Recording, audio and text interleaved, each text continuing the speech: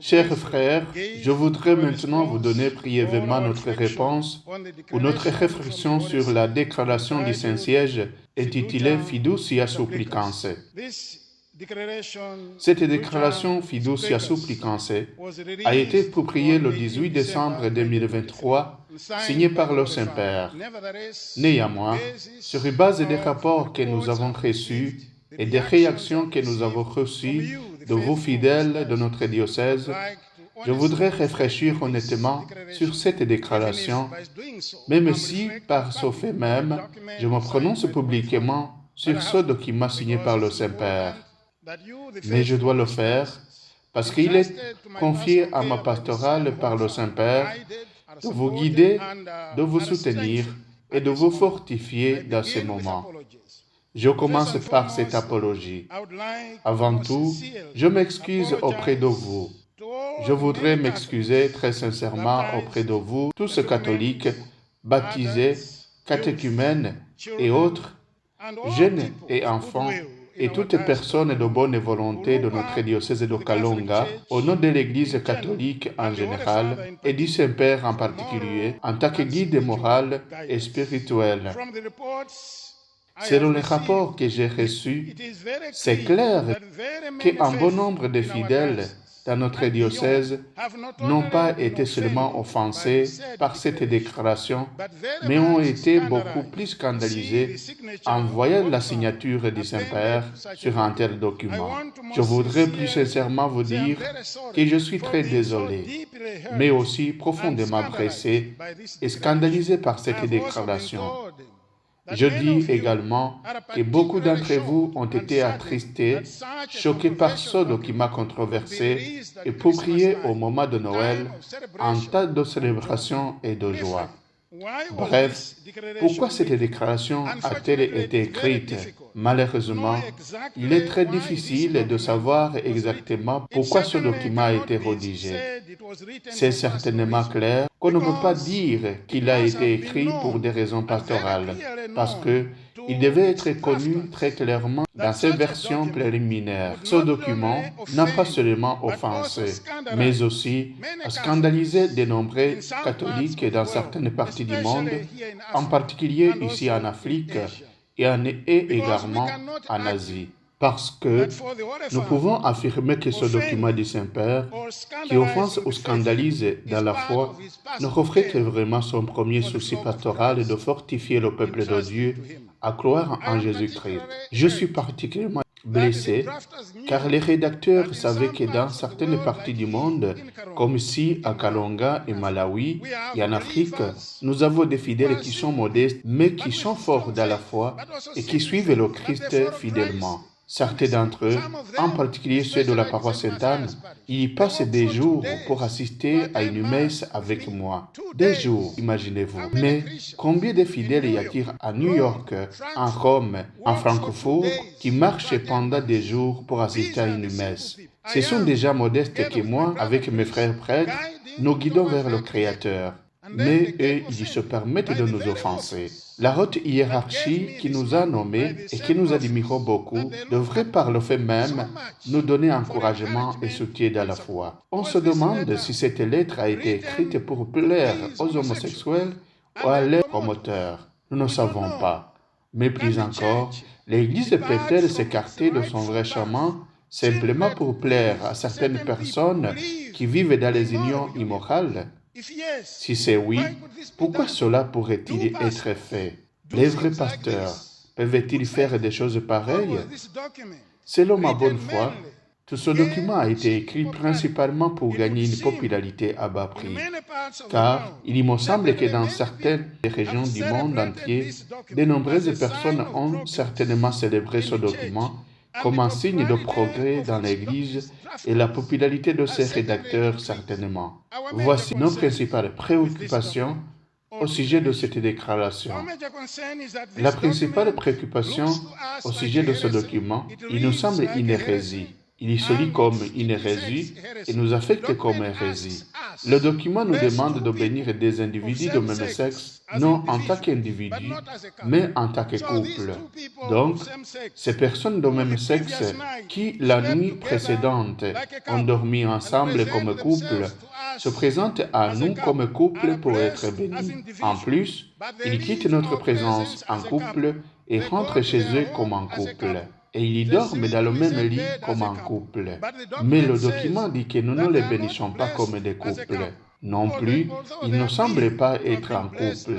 Comment cela ne pourrait-il pas changer l'enseignement authentique de l'Église? Certains parmi vous, ou nombreux, se demandent pourquoi l'a fait le Saint-Père. Malheureusement, on ne sait pas pourquoi. La seule réponse, c'est que nous ne savons pas pourquoi le pape s'est autorisé à signer ce genre de document. Certains ont dit que ses conseillers n'ont pas voulu l'arrêter car ils avaient peur de lui. Mais de quoi avait-il eu peur? Peur de ce qu'il y perdrait en défendant la vérité? D'autres ont dit qu'ils ont voulu lui plaire pour qu'il lui aussi puisse leur plaire après. Pourquoi cela? Je ne sais pas. C'est très difficile pour moi de vous donner la réponse dans ce diocèse. Pourquoi le Saint-Père a signé ce document? Notre position en tant qu'évêque au Malawi, en plus de ma position personnelle, car je m'adresse à vous, fidèles du diocèse de Kalonga, nous, dans ce diocèse et certainement en Malawi, nous n'allons jamais autoriser des bénédictions recommandées aux personnes de même sexe dans nos diocèses. C'est très triste pour moi. C'est pour la première fois dans l'histoire de l'Église qu'un document publié par le Saint-Père et signé par le Saint-Père soit rejeté par ses confrères évêques et rejeté publiquement. C'est triste parce que l'Église est ancienne comme le christianisme lui-même. Cela n'était jamais arrivé auparavant, mais nous n'avons pas de choix. Nous ne pouvons pas permettre qu'une telle offense, une déclaration blasphématoire, soit mise en œuvre dans nos diocèses. Accusations contre nous. Tous ceux qui ont vu notre rejet de ce document nous ont accusés de tout.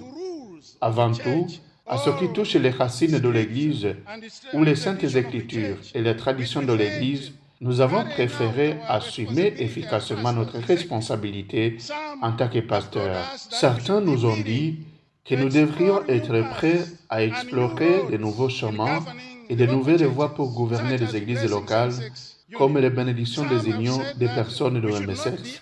D'autres nous ont dit que nous ne devrions pas être idéologiquement rigides dans notre foi, dans notre pastoral et dans l'enseignement de notre foi. Au lieu de cela, il nous propose et nous encourage à permettre que notre doctrine de la foi se change parallèlement aux changements idéologiques en cours dans le monde et les changements sociaux et politiques qui sont en train de se produire. Ainsi donc, selon eux, la foi doit être modernisée. Ainsi donc, l'Église doit être modernisée. En notre parole, ils nous disent que pour remplir nos responsabilités en tant que successeurs de Pierre, en guidant le peuple vers Dieu, nous devrions être à la mode. Malheureusement, pour tout cela et toutes ces accusations, notre réponse est claire. S'il vous plaît, gardez tout pour vous-même. Vous devez vous juger par vous-même s'il est juste aux yeux de Dieu d'écouter de tels conseils, d'entendre ce conseil et de vous obéir plutôt qu'à Dieu. Pour notre part, la vérité aux fidèles confiée pastoralement à nous par Dieu à travers le Saint-Père, afin qu'ils suivent et fassent ce qui est écrit dans les Saintes Écritures et de la tradition de l'Église.